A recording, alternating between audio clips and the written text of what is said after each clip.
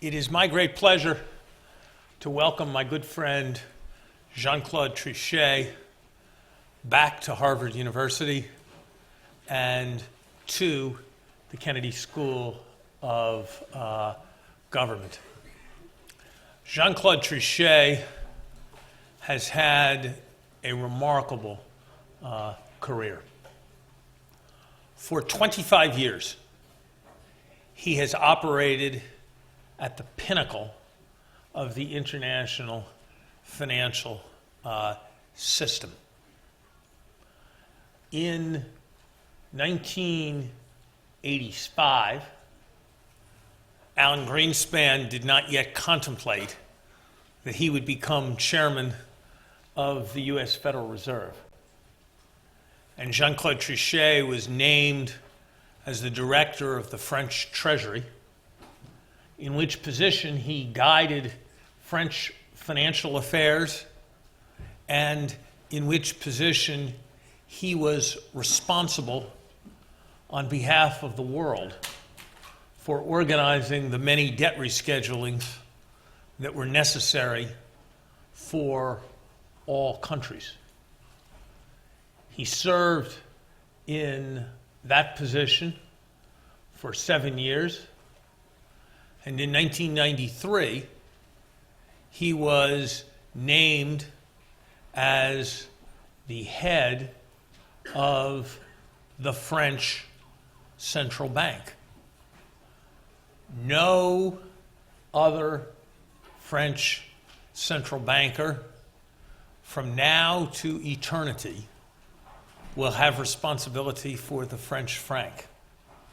He was the last man to have control of the French franc.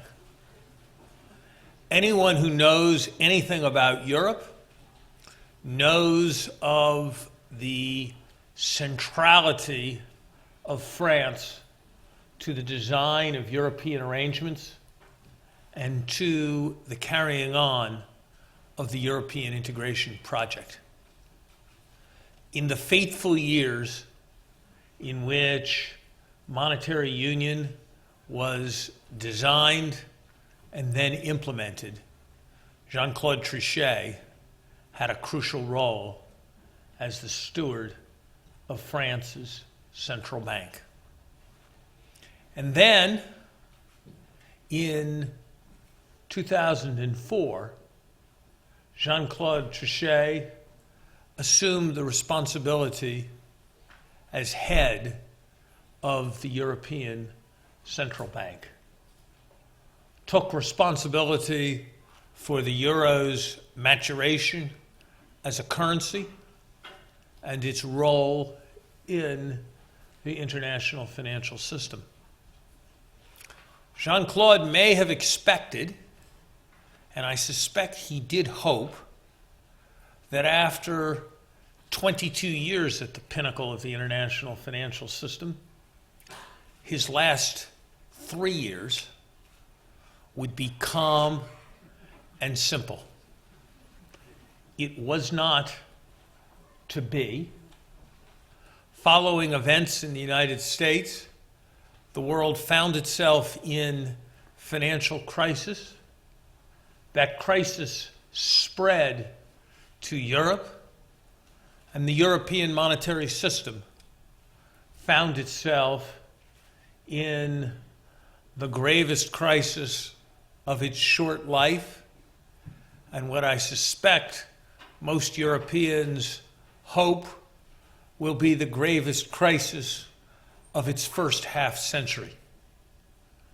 It fell to Jean-Claude Trichet to manage that crisis with complex events in Greece, complex events in Portugal, complex events in Ireland, the possibility of extremely portentous events in both Italy and Spain. He drew on all of his extraordinary experience to do just that. And on this, his first public trip to Europe since stepping down, public trip to the United States, since stepping down as the head of the ECB, we are very fortunate to have him reflect on all that he has learned. The Kennedy School is a school directed at preparing people for public service and to serve democracies. I can think of few, if any, individuals who have served so long and so well in such significant positions as Jean-Claude Trichet in Europe. Please welcome Mr. Trichet.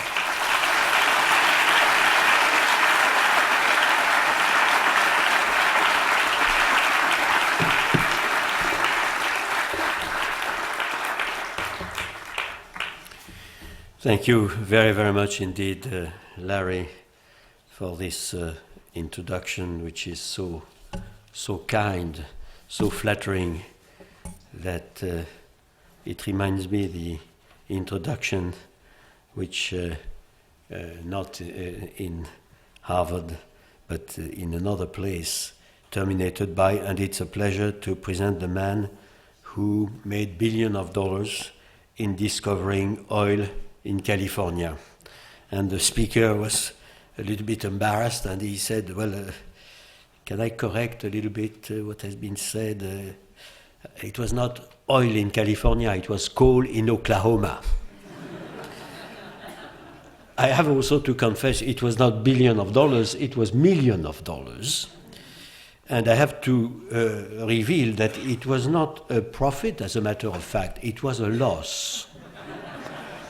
But very fortunately, it was not me, it was my brother.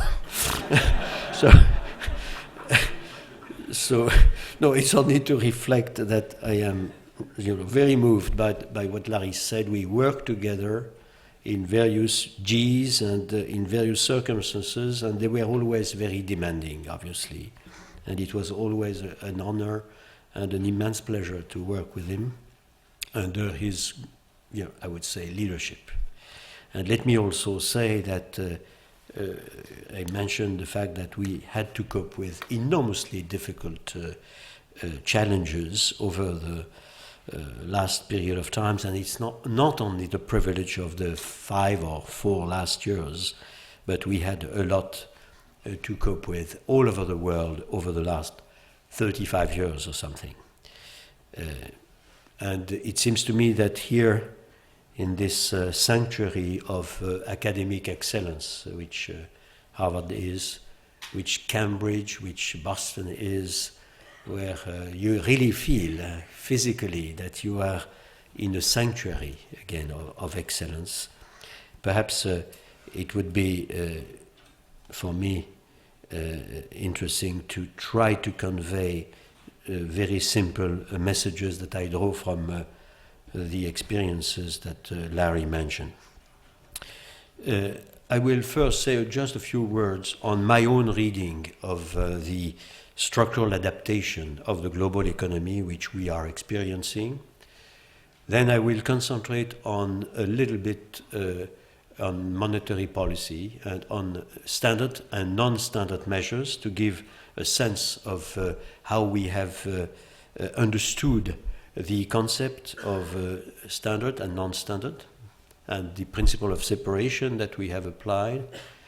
Then I would say a word on the lessons to be drawn on academic research and, of course, also central bank research on modeling with the experience of the crisis, which had been quite cruel. And then I will conclude again with very simple messages on Europe. First, the structural adaptation of the world. I am absolutely struck to see that over the last 35 years, we have seen progressively and successively the various continents adapting themselves and learning the hard way that they had to adjust, and they had in the new world, in the new emerging world in which we are progressively plunged, that they had to be sure that their policies were sustainable in the medium and long run. we had to cope with, and it was particularly, of course, an immense responsibility for the advanced economy themselves and for the US, we had to cope with the collapse of Latin America in the 80s. All countries in Latin America went bankrupt, but Colombia. And it was a very, very dramatic succession of events. We did not feel it too much in the advanced economy. After all, it was what we call the periphery, and we considered there were good reasons for the Latin American to have to cope with such difficulties. A full continent, an entire continent, and as I said, only one country had not to change drastically its own strategy, its own policy, with a lot of pain, a lot of effort. Adaptation, structural adjustment are never easy. Then we had also Africa. A very, very large part of Africa was in a major difficulty. We had the Middle East. Egypt had major difficulty. Egypt had to reschedule its debt, and the creditors had to accept also haircuts. We had the Central and Eastern European with Poland, and we had Soviet Union. Soviet Union itself collapsed. So Africa, Middle East, Latin America, and the eastern part of Europe with Soviet Union. In a way, at that time, there were good reason to think that this was, in each case, commanded by absence of correct management, particularly, of course, flagrant in the case of Soviet Union, absence of sufficient attention to appropriate and sound policies. And the Asian, as well as the advanced economy, were thinking, not for us, of course, because we are correctly managed. Only to discover at the end of the 90s that the Asian themselves might have major problems. In the previous crisis, only Philippines had been touched. And then in this episode of the structural adaptation of the global economy, we had Asia, a large part of Asia, a large part of emerging Asia. At that time, the advanced economy were thinking that it was not for them. And I have to say that with this perspective, over 35 years, I had only the globe in front of us, and we have pushed the globe, and we have seen the various continents. We were the last ones not being touched by coal, which was a very, very strong coal in 2007 and until now, to adapt and to be sure that we could convince the rest of the world, the investors, the savers, our own people, our own public opinion, our own enterprises, and our own household, that we were running policies that were sustainable in the long run. So I consider that what we are experiencing since 2007 is a global crisis concentrating on the advanced economy. And I have to say that from that standpoint, it seems to me, as Larry said, we had first that global crisis of the advanced economy concentrating on the United States as the epicenter of the crisis, but those in Europe who were saying, this is the problem of the US, not for us. The subprime is the US problem. Lehman Brothers is a US problem. We are plain wrong, of course. It was a global problem. And we could see it was a question of half days after Lehman Brothers that all the financial signature in the advanced economy were touched. So again, a global crisis of the advanced economy which calls for appropriate structural adjustment. And we could see, of course, at the end of 2009, the epicenter of this crisis crossing the Atlantic.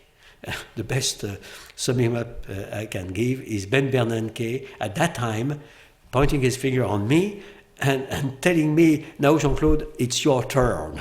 And it captured pretty well the fact that, to have a global crisis of the advanced economy is one thing, but to be at the epicenter is another thing. And then you have to learn the hard way what to do. So I thought it was useful perhaps to have this vision of, it means that we have to learn all the lessons from this for this period of time, that we have all to convince again the rest of the world and all the observers that we are in a sustainable mode. And it is true, in my opinion, for all advanced economy, particularly true for the European, because they have not only individual issues that they have to solve, but they have also a collective problem. They have a collegial problem that they have to solve, which is governance in the euro area in particular. Let me now concentrate a little bit on the monetary policy. When the crisis erupted, all central banks engaged in new measures that were not in the textbook. New measures that were not as simple as adjusting the interest rate at the appropriate level or monitoring the reserves of the commercial banks. Ourselves in Europe, we decided as soon as the 9th of August to embark into the unlimited supply of liquidity at fixed rate for a very short period of time. It was a 24-hour period of time, but we thought it was necessary to maintain appropriate order in our money market. And I have to say that this concept of introducing the unlimited supply of liquidity has been something which proved to be, for us, for the European, a very, very important non-standard measure that was appropriate in our case. In the United States, the Fed had a very different attitude, and the non-standard measure were very much purchase of securities on the market. It's not surprising that on both sides of the Atlantic we have embarked in very different non-standard modes. The financing of the European economy is in normal times done by the banks, by the commercial banks, in an overwhelming proportion of 80%, 75-80%. And the markets are only financing, say, 20 or 25%. In the US, it is exactly the reverse. The markets are financing 75 to 80% of the economy, and the banks are financing only a relatively small portion of the economy. So it's not surprising that the European Central Bank had concentrated on the banks and the refinancing of the banks, and that in the United States of America, the concentration of non-standard measures have been very, very much on the markets. Now, let me say how we have understood ourselves the appropriate way in our own case to deal with this standard and non-standard measure. We considered first that we had to make the difference between the standard measure and the aim of the standard measure for us are to maintain price stability in the medium and long run. This being considered as not only, of course, our mandate, but also something which is very important. Solid anchoring of expectation is very important in time of crisis, and particularly this solid anchoring of inflation expectations in particular. And the non-standard measures in this perspective were designed to cope with abnormal functioning of our monetary policy transmission. So that you had to be sure that you were really commensurate to the anomaly in the functioning of the various markets that are playing an important role in the monetary policy transmission. Not surprisingly, when we decided to embark in the first example of non-standard measure in our case, it was, as I said, the 9th of August 2007, and we had a money market which was totally disrupted. So we were not the master of our own interest rates. We considered that we had to prove that we were the master of our own interest rates. So, separation principle. Interest rates are at a level which is exactly what we judge is the right and appropriate one to deliver price stability. Non-standard measures commensurate with the abnormal functioning of markets. Of course, the non-standard measures themselves have to be examined because they might have a number of counterproductive effects which should not be neglected. And I don't want to elaborate too much on that, but it seems to me that it is reasonable to consider a number of conditions which have to be met to be sure that the non-standard measures are not themselves introducing elements that could be dangerous in terms of functioning of our economies. The first condition would be that they must be commensurate with the degree of disruption of markets. I already said that. In the most recent period of time, the ECB went up to a 3-year refinancing of all commercial banks with unlimited supply of liquidity and at fixed rate. Fixed rate deserves some explanation because it is the average over the period of 3 years of the MRO rate, the main refinancing operation rate, which would be decided. So it's itself an average, but an average of the main refinancing operation which would be decided, if they are decided, by the central bank. But of course, one could say when you do that, which was, in my opinion, exactly commensurate with the difficulty which was observed as regards the transmission of monetary policy in the system as a whole, you have to be sure that you are not, permitting the banks to behave improperly and to think that they don't have their own effort to redress their situation and reinforce their balance sheet, that the countries themselves are not taking advantage of the situation, not to do the job that they have to do in terms of appropriate management of their own economy, and that the Europeans as a whole are not themselves forgetting that they have to improve their governance. So the central bank, which decides a non-standard measure, has to be very keen on sending messages to the other partners in order that they would not take unfair advantage of the situation, if I may, and be complacent in a situation where complacency is the worst thing, the worst attitude to have. And that is something which is extremely important. I would add, at the global level, that it seems to me also that as a constituency of central bank, all central banks, which are all now embarking in a very high level of non-standard measure, different but all adapted and commensurate to their own economies, should be keen on being sure that at a global level they don't permit the partners, the G20, the FSB, the other partners, not to do the job that they have to do, because otherwise we would take advantage of the, I would say, responsibility of the central bank in these exceptional circumstances to permit, again, the rest of the entire world not to do the job which is necessary.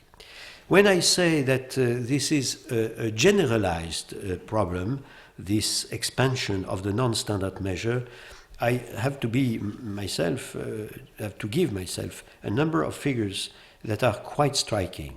If I take the total amount of outstanding monetary policy operations, so all the abnormal operations that had been introduced since the start of the crisis, I would say that in Europe, in the euro area, it represents 15% of the GDP. In the US, it represents around 18% of the GDP. In England, around 21% of the GDP. And in Japan, around 27% of the GDP. I could go along this evolution through another grid, which would be the expansion of the size of the balance sheet of the banks. There I have concentrated only on the monetary policy measure. And then I have figures that are also quite striking, at least for the central banks but Japan, 170% expansion in Europe and 231% in the United States. It's less in Europe because we have a big own fund and capital structure, which is not the case in the United States of America. But whatever the figures, you see that we are, since the beginning of the crisis, in a situation which is pretty abnormal. It's absolutely abnormal that our economies are functioning with a formidable, permanent or quasi-permanent help of the central bank for amounts that are considerable. I consider that this is fully justified because we are in exceptional circumstances, fully justified provided the messages that I was mentioning for the other partners, namely, finally, the governments, the parliaments, the public opinion at large, and the various colleges, the various constituencies concerned, Europe on the one hand, and the entire globe, the G20 on the other hand. But I have to say that this calls for a lot of academic research. I am in Harvard. We have to understand better because this has, appeared under our eyes. At times, one would say it is the usual behavior of that central bank or that other central bank, or it is the attitude of the Japanese, which is inappropriate and so forth. We are all Japanese now. We are all Japanese. We all have embarked in non-standard measures that, again, were highly unexpected before the crisis, are justified, but call for a much better understanding. And I think that this calls for me to say just a few words on the lessons from the crisis for macroeconomics and finance theory. Einstein said famously, I don't know whether it is as famous as that, but I like that. He said, theory is when you know everything and nothing works. Practice is when everything works and nobody knows why. It looks like we have remarkably put together theory and practice. Nothing works and nobody knows why. And it's a little bit the situation in which we were put in 07-08 at the start of the financial turbulences and after Lehman. I could say that when the crisis came, the serious limitations of existing economic and financial models immediately became apparent for all of us. Arbitrage broke down in many market segments as market froze and market participants were gripped by panic. Macro models failed to predict the crisis and seemed incapable of explaining what was happening to the economy in a convincing manner. As policymakers during the crisis, I have to say that we found the available models of limited help. As a matter of fact, I said myself publicly, in the face of the crisis, we felt abandoned by conventional tools. And I think that we should understand much better, and there again, there is a lot of hard work to do by, I would say, academic in general, and the connection between academia and practitioners. Because relying on a single tool, methodology, or paradigm is absolutely dangerous. We need to have input from various theoretical perspectives, from a wide range of empirical approaches. And I have to say that open debate and diversity of views have to be cultivated in all time. It's not necessarily very easy, particularly in a central bank, but really the main lesson of the crisis is that it is absolutely necessary.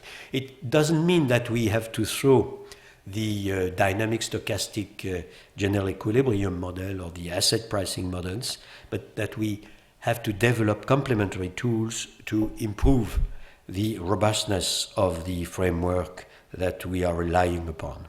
And let me only mention 3 avenues that I think are promising in this respect. I think we have to better understand and characterize the Homo economicus, which is at the heart of any model.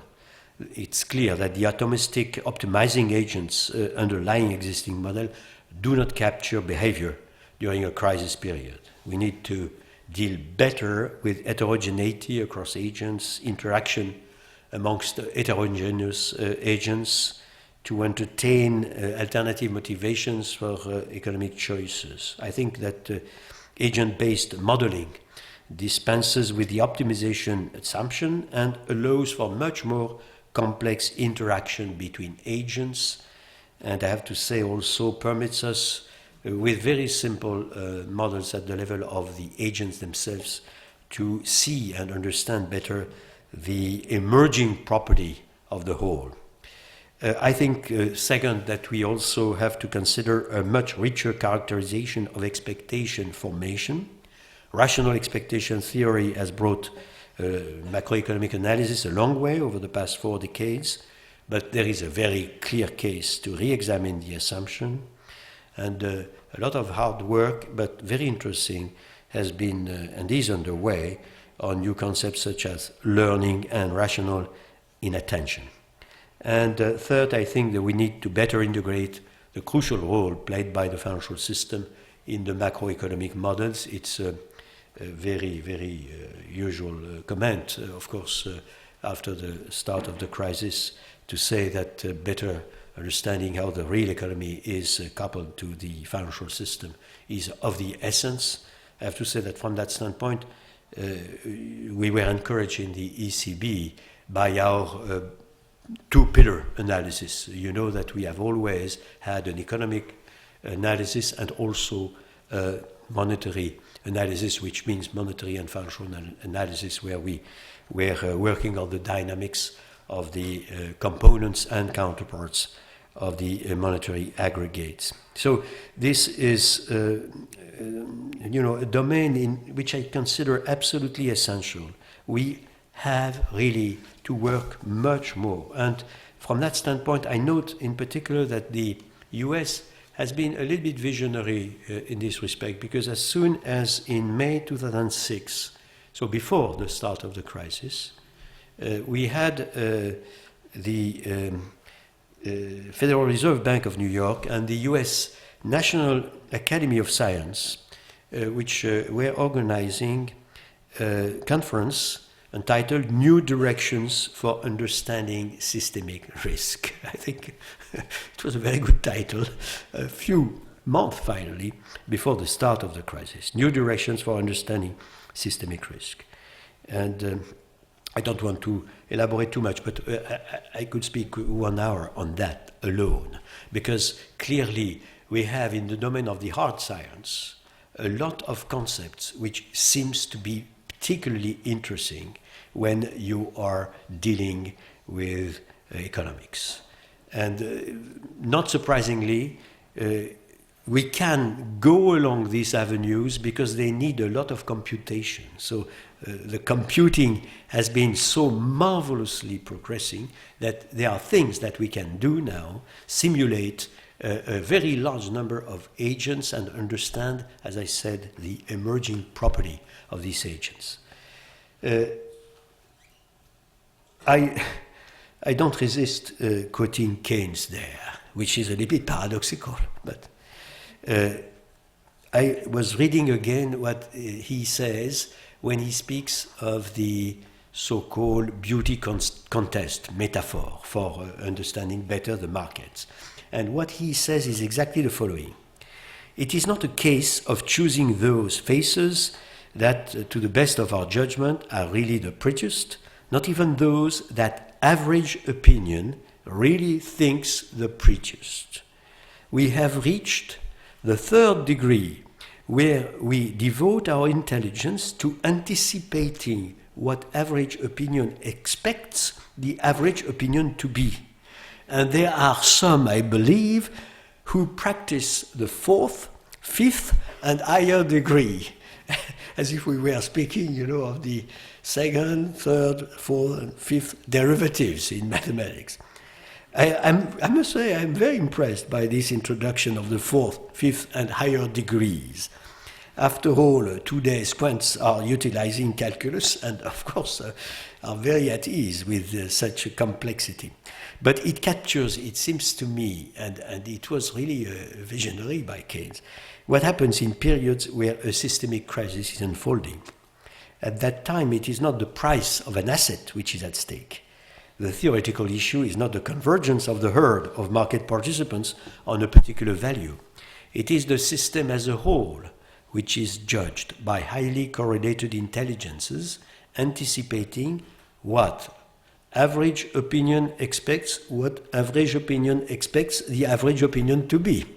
I remain at the fourth level of Lord Keynes. I don't go to the fifth and over.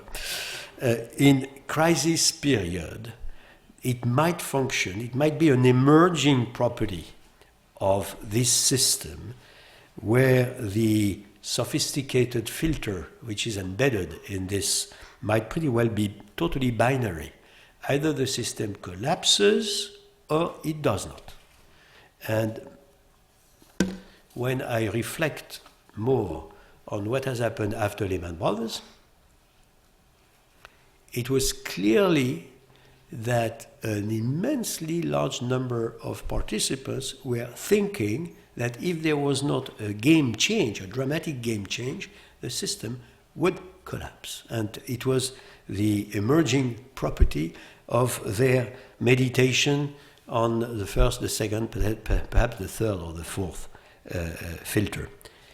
And I have to say that in the recent period of time, when you look at what was the emerging property of the markets, when looking at Europe, you can also think that they were embarking in November and beginning of December in some kind of binary conclusion. So these are only examples, but examples that were not suggested by traditional, I would say, economics. And it seems to me that the main lesson of the crisis is that perhaps we can explain the expansion of the balance sheets of the central banks of the advanced economy by the fact that they have to reduce the tail risk that emerges from the functioning of the system as it is today, that the market could be seized up, that a full system could not be able to continue to function as we are all expecting. I said that I had a last point, which would be the conclusion, future of European integration,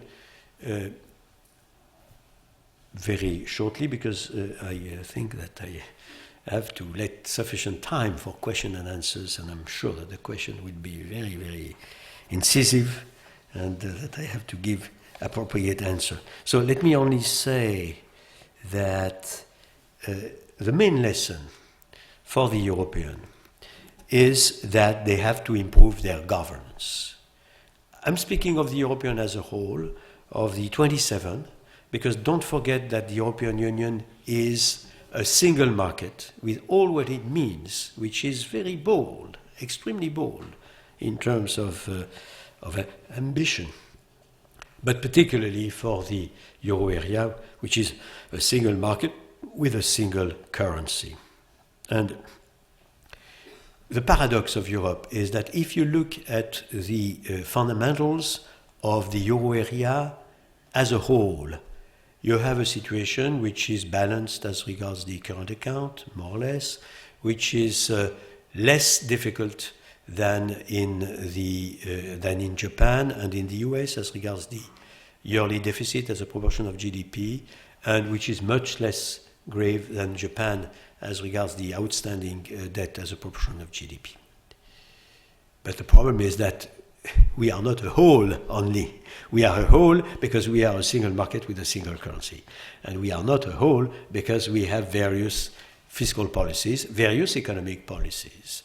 And that's the reason why, of course, it's absolutely essential that there is a framework for fiscal policies and for economic policies, and that there is also, of course, a very, very solid perspective for implementing the framework at the level of the control and monitoring of the college of the country, what we call the Eurogroup in our jargon.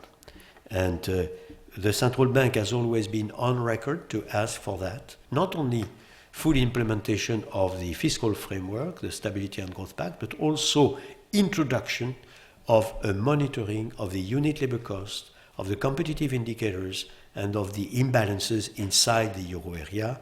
I wrote a letter in 2005 to all governments to tell them you have to introduce that. And I trust that the two are as important. I mean, they are both very, very important. We have now the European semester. We have the 6 packs, the new secondary legislation, which will reinforce Europe. And we have also the new treaty, which will put at the highest level legally the new rules. I trust, but there I am, of course, as is reasonable, expressing myself as a citizen, not as the former president of the ECB, but I really trust that we have to go further and that it is legitimate to ask the question what we will do tomorrow and the day after tomorrow. And I said publicly already that tomorrow it seems to me that we have to go further and practice some kind of fiscal federation by exception, if I may. So when a country behaves very improperly, take the risk of having immense problem itself and put at risk the euro area as a whole, it should be possible to, with the appropriate precaution and with the appropriate decision making, to take decisions that would impose by themselves to that particular country. So it would not be a normal situation at all, it would be an exceptional situation. And it seems to me also that in a longer term perspective, but perhaps I am entitled to say that in the Kennedy School, I could say that the European, which had only one role model, which was the United States of America at the end of World War II, have now in front of them China, India, which are of the size of the European in terms of GDP, and which will go over and above the European in terms of GDP at a time, certainly already over for China as regards the purchasing power parity. So we have to be very, very clear on that and be sure that we go further in terms of unity of Europe. So it seems to me it's not absurd to imagine that the overall Commission represents the anticipation of a future executive branch, which probably will not have all the powers of the U.S. executive branch, but will have much more power than today. That the Council, which is the College of Governments, is the anticipation of the Senate, of the upper chamber of the European institution. We have already a lower chamber elected by universal polling, which is the European Parliament. We have already a Supreme Court, which imposes its jurisprudence all over Europe. So again, it seems to me that this is legitimate. And then we would have a member of this executive branch, which would be responsible for economy and finance, and he will or she will do what is necessary to practice this federation by exception that I have already mentioning. I think he should have or she should have enormous responsibility as regards the financial sector of Europe, because we have to decouple the banks and the financial entities from the countries themselves. And of course, the representation of Europe and of the euro area in particular in the global arena would be a natural, of course, responsibility of this entity.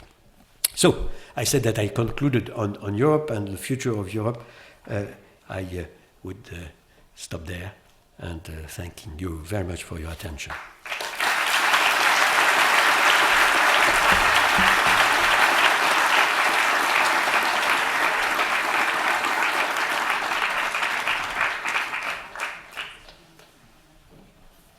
I'm going to ask a first question in a moment, and then we will take questions from the floor in sequence from these microphones. I am instructed that it is a Kennedy School standard to remind you that questions as we define them here have two salient attributes. One is they are short, and the other is that they end with a question mark, which is an interrogatory.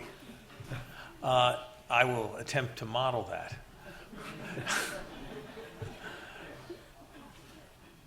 Jean-Claude, the original Maastricht Agreement that provided for European Monetary Union, provided for budget discipline, provided for penalties if budgets were not achieved. In the event Germany and France had excessive deficits and the penalties were waived, what gives you hope that a new mechanism will be better enforced than the old one? Thank you. Thank you very much indeed, Larry. First of all, you're absolutely right. In 2003, 2004, when Germany and France in particular were about to see the start of the decision-making process driving them to sanctions, to fines, they exerted maximum pressure to block. It was a very painful experience. It was an experience where the central bank was in opposition with the three major countries. Of course, Italy was also part of it, and it went up to a trial between the Commission, backed by us, and the Council. And there was a Solomon judgment after the trial. I think at the time, the three major countries of Europe were not only totally ignoring that we had a quid pro quo, we had no federation, political federation, no federal budget, but a single currency, and the Stability and Growth Pact was the quid pro quo. They didn't understand that. I have to confess that most of the economists, the mainstream of the economists, was more or less suggesting that the Stability and Growth Pact was too tight a jacket, and that it was not good for the European to have too tight a jacket. The markets were not making the difference, as you might remember, between Greece and Germany, not only in 2003 or 4 or 5 or 6 or 7 or 8, even 8 after Lehman Brothers, it was still the case. So we really had a generalized benign neglect.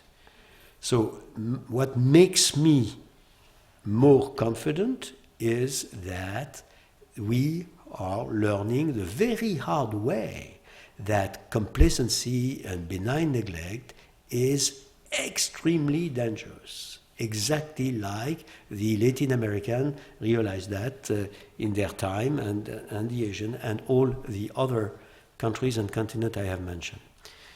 But we have to remain very, very attentive, very alert. I fully agree with you, and that is really a major question. And I mentioned that one of the conditions for the non-standard measures to be legitimate was particularly that. I have to say that Mario Draghi is making the point each time he speaks, he says that. Having seen all the difficulty, all the political difficulties of the various countries, I tend to consider that learning the lesson, that dramatic lesson, the hard way, will certainly make the implementation of the new rules, which have been considerably reinforced, much more, I would say, likely to be applied. But again, question ultra legitimate. Yes, sir. Thank you very much. My name is Sitza Gofard. I'm a freshman at Harvard College. Monsieur Trichet, you are obviously at the helm of the ECB during what is clearly the Eurozone, or what has clearly become the Eurozone's greatest challenge, greatest time of crisis. Looking back objectively, how well do you think you and the ECB responded to the crisis? And on that note, do you have any regrets as to the decisions you or the ECB made? History will say what has been done. I would only say that we take all our decisions collectively. All the decisions which have been taken by the ECB, of course it's exactly the same in the Federal Reserve Board. You have a college, and the decisions are taken by your college. And I really trust that it is extremely important, particularly in time of crisis, to take decisions on the basis of what I would call collegial wisdom, and multi-angular perspective. But I will surprise you, I don't regret anything. I think that we took all our decisions, which were very difficult. They were not in the textbook. They were not commanded by any mechanism. They were also incorporating a lot of experience and judgment. And I have to say also that they had to be taken from time to time very rapidly. I mentioned the first decision we took, the 9th of August 2007. We observed that morning in August, in August, everybody is in vacation in Europe, that the money market didn't function. We looked at it, we had meditation, and the executive board, because it was a decision that was taken by the 6th member of the executive board, decided to apply this limited supply of liquidity at fixed rate. We had 2 hours and a half to take that decision. We took that decision. It was a very important global event, I remember, a shock event. And after a week, it was considered by all observers that it was a wise decision. But again, the history will say exactly what we have done is good. I would say lucidity is of the essence. Not only take the right decision at the right moment, but understand much better what you're doing. And I told you that we had a lot of hard work still to do to understand why our economies in the advanced country are functioning now with between 15 and 27% of the GDP in terms of intermediation operated by the central bank that would normally be operated by the private functioning of the operators, financial institutions and markets. So what's behind? And I suggested, I had a conjecture, but lot of work. Good evening. My name is Karina Schwartz. I'm also a student at the college. We've seen 2 rounds of bailout to Greece. We've seen much austerity, and yet we still face in Spain, in Ireland we're facing the vote, in Spain we're seeing protests, in Greece we're seeing increased protests. Have we made it through the largest part of the crisis, or will we see several more rounds? And if so, how many more before Europe starts to split up even more? Thank you. First of all, we have to replace, of course, all this adjustment in a longer-term perspective.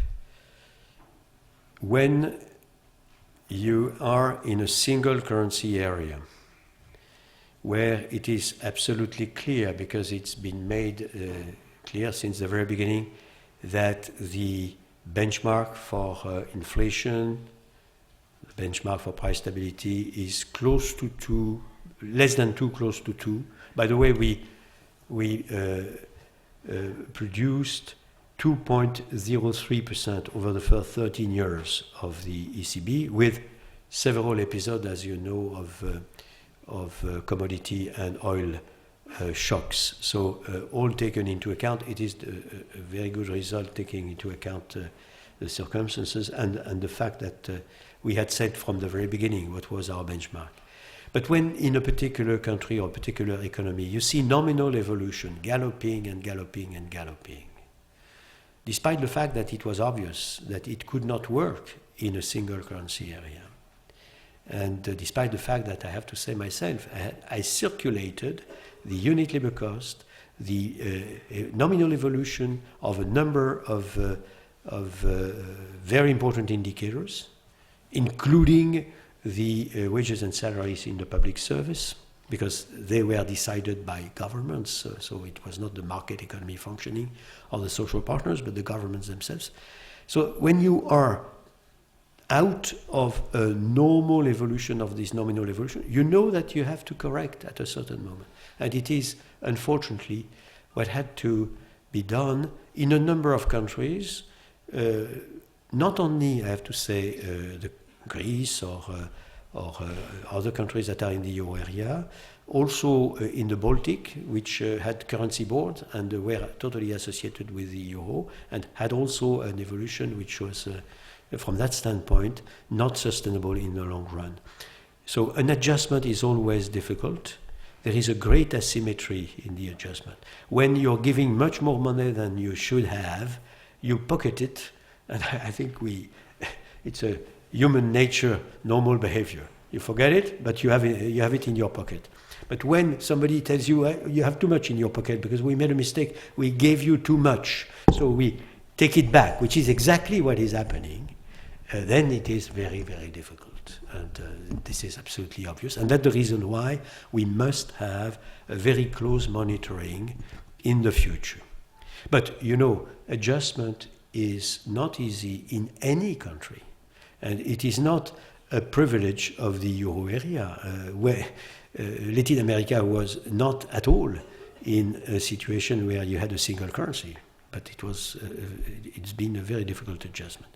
What is clear, and if I may conclude on that, what is clear, and I think it's striking, not only, as I said, the countries that had adjusted before, the continent that had gone through crisis, were formidably resilient in this episode, which concentrate on the advanced economy.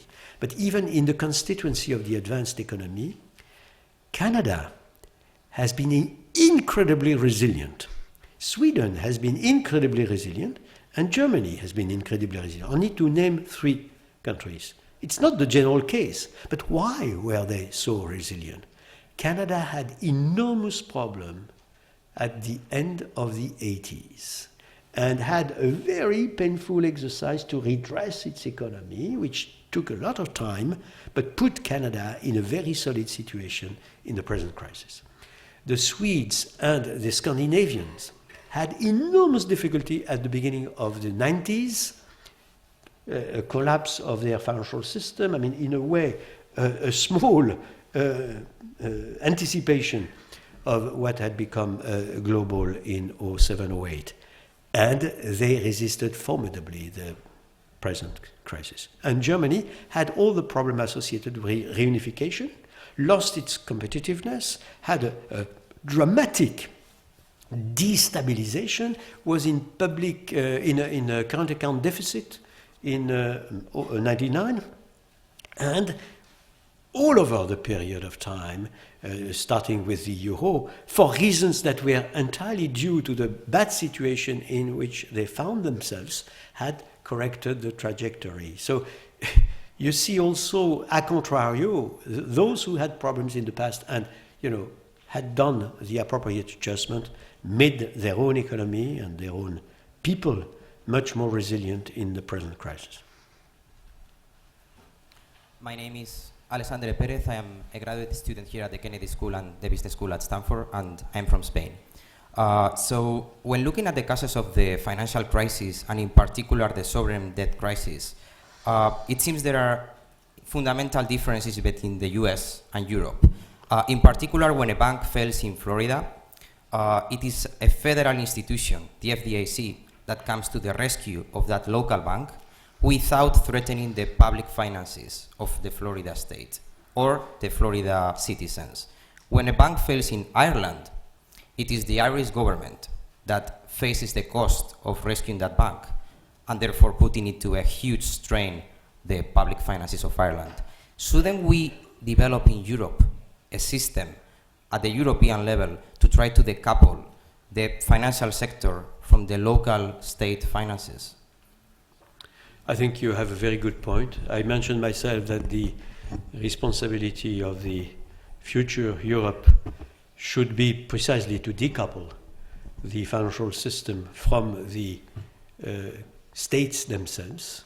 Exactly like in the US, there is no coupling between the state of California and the banks in California, and that, of course, introduces an element of stabilization, of inbuilt stabilization, which is extremely important in period of crisis. So I fully agree with you. It's not easy because it means that you have to count on a European taxpayer able to take important responsibility if it is necessary, and particularly, of course, in case of crisis. But it's clear that it is a particular vulnerability if, of course, the banks on the one hand and the countries concerned on the other hand do not behave prudently and with great care for the sustainability of what they are doing. So I would say that in the present period it would certainly call for applying very rigorously what has been decided, both at the level of the banks. I mentioned one of the conditions for the non-standard measure to be legitimate is that it does not prevent the banks from doing themselves the appropriate reshaping and restructuring of their balance sheet and reinforcing of their resilience, which is decided but has to be applied, of course, and is always difficult to obtain. And I would call, as you do implicitly, for maximum amount of progress in the direction of this decoupling. But let me draw your attention, I don't know what Larry thinks of that, but you have the European problem, and you have also the global problem. You have the global economy functioning, global finance. And I see a tendency now for renationalization or resegmentation of, and totally out of the European issue, but at the level of all other partners that are themselves either full-fledged federation or centralized state. But I see, because the experience of the crisis has been that you are coupled as taxpayer of country X to your own banks, and that therefore the idea that it was extremely important to have a global system that would be as fluid as possible is more or less challenged now. I remember a period where all the heads were saying we must avoid at all price to go back to financial protectionism and mercantilism. And now I hear some who are saying exactly the contrary. We have to be responsible vis-à-vis our taxpayers, and we have to be sure that we don't let our own banks take risk in other countries that would put an additional burden on our taxpayer. And of course, this has consequences in terms of functioning of the global economy. It is something which, again, is by many aspects one of the major dimensions where the previous consensus might be on a way to change, which I don't consider would be a good one, obviously, but it comes out of this taxpayer mobilization because of the crisis. My name is Adrian Arroyo. I'm an MPP1 here at the college. I think it seems that the European monetary authorities have pursued a kind of kick the can down the road approach to the Greek situation. I was wondering whether you think continuing that approach is going to be sufficient to resolve the situation? If so, why so? If not, what would that final resolution look like? There's something in your question I don't understand. You mentioned the monetary authority. You're meaning all governments, European institutions? Yeah. The central bank had no major responsibility at all in the decision. I'm just asking for your perspective on it. Pardon? I'm just asking for your perspective on it. No, I understand. So I think, again, this is something which has to be examined, considering Greece, considering what Greece has done in the past, considering that in any case, what you call kicking the can down the road means for the Greek, certainly not kicking the can down the road. They have the sentiment that they are adjusting, and that they are adjusting, as I said, I trust that it is absolutely necessary, because in any case, whatever happens, the adjustment would be necessary. You cannot eternally spend more than you earn, or much more than you earn, or immensely more than you earn. So you have to accept it can be done in an orderly way, or it can be done in a disorderly way. We have example of that being done in an orderly way in the world, and we have example of that being done in a disorderly way. In the second option, the pain of the people is much more. The pain of the country itself and the, I would say, the way the country is hurt is much superior. And of course, you have also to take into account the impact of other part of the system, which is something which has to be taken into consideration.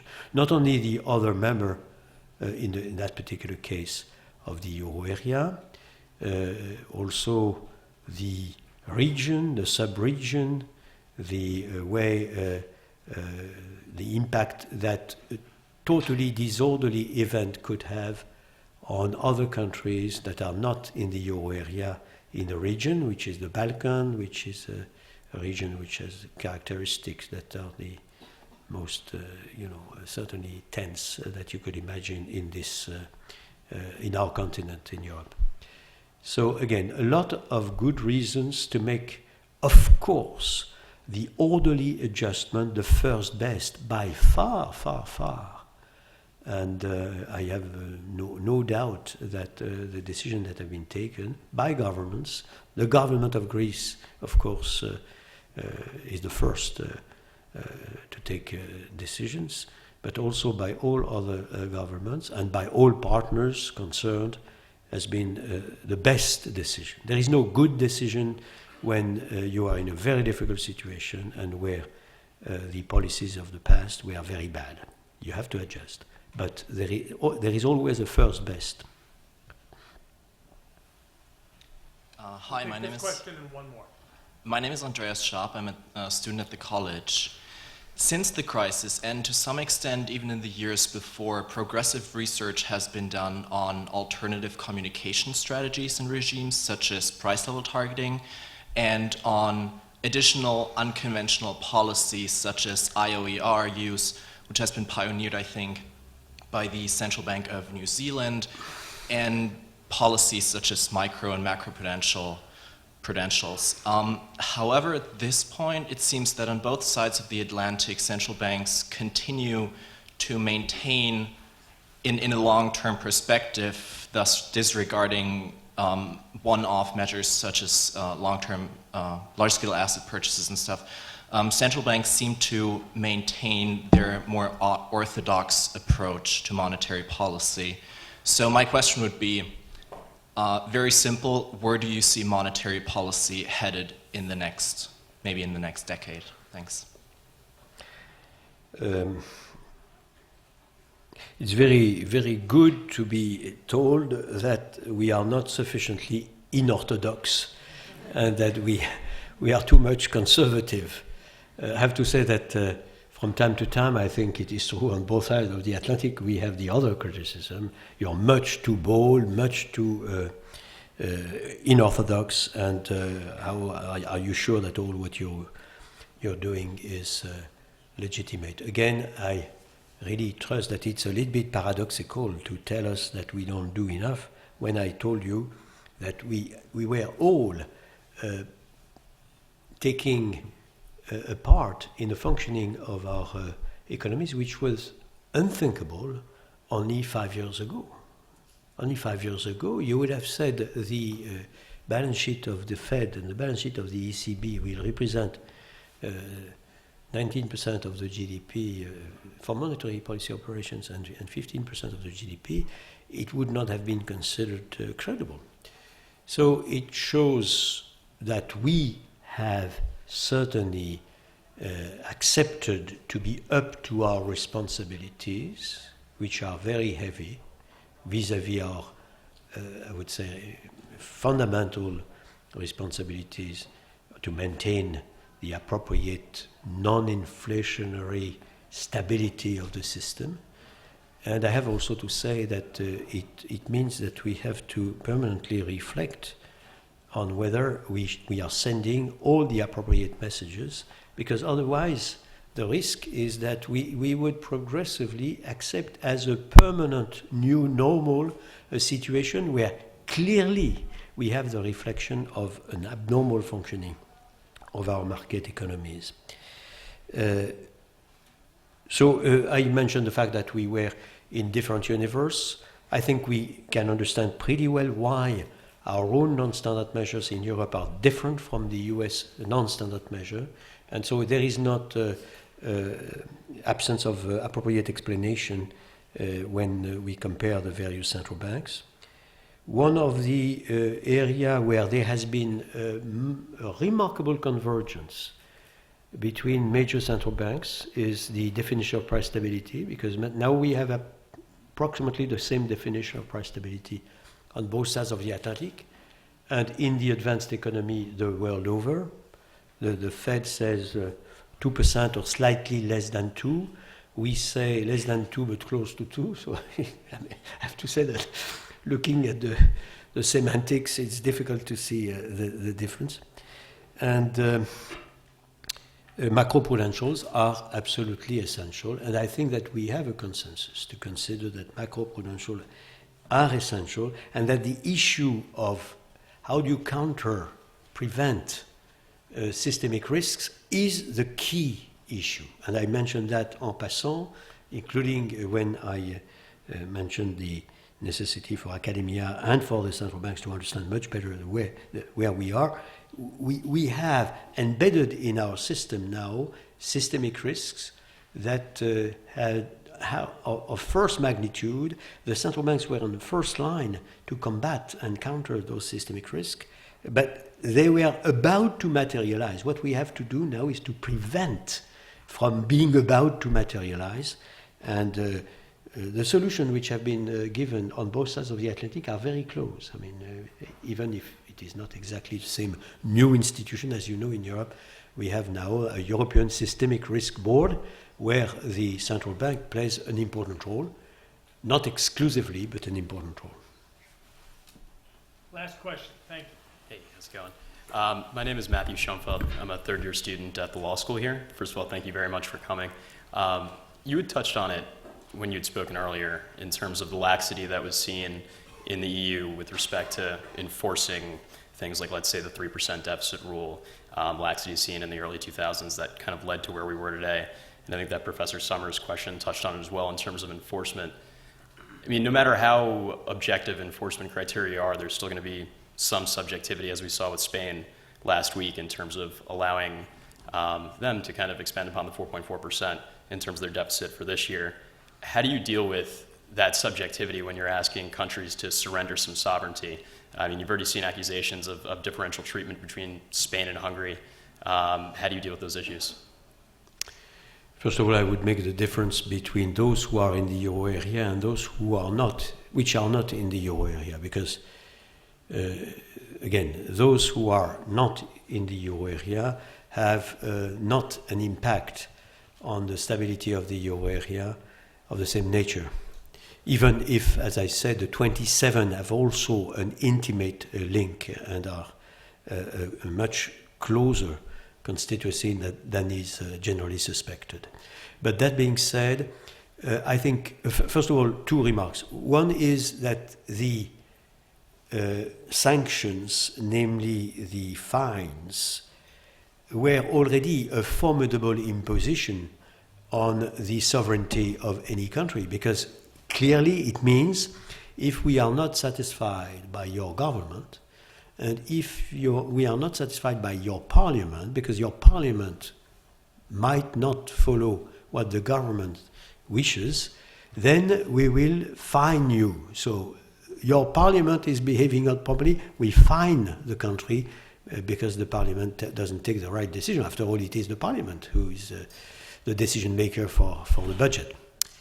So that goes very far. I had myself to defend that in the French Constitutional Council, and it was their main problem. They understood that the currency would be merged. Okay, that's clear.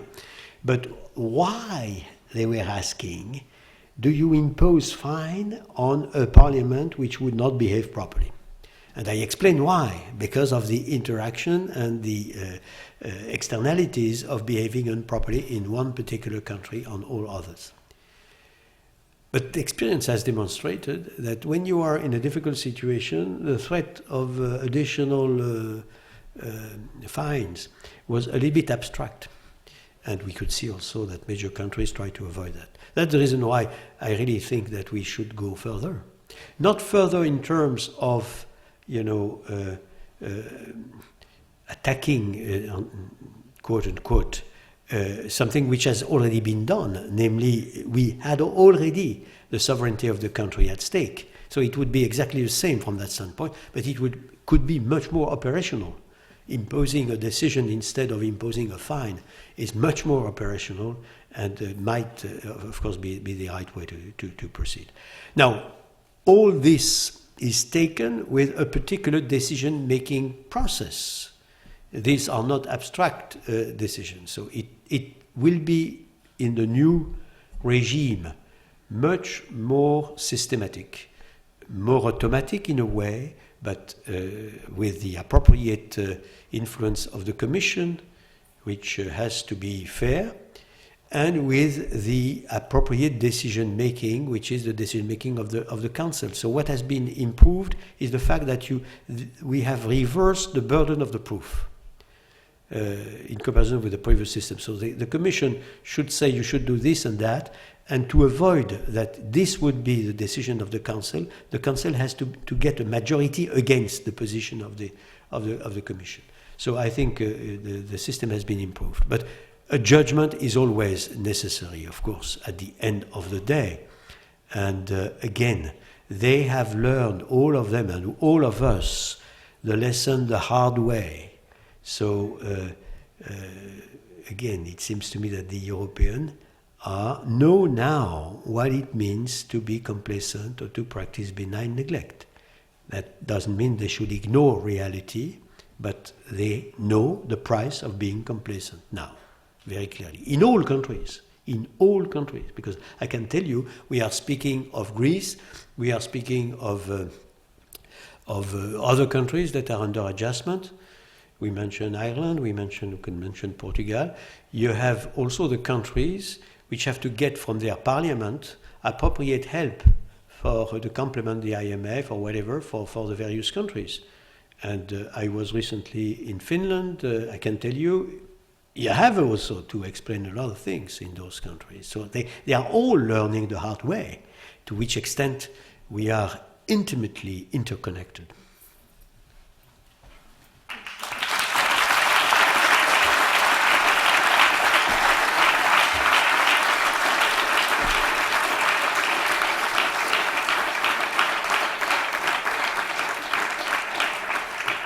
Jean-Claude, thank you for demonstrating your tremendous powers of analysis, your vast experience, and your great wisdom.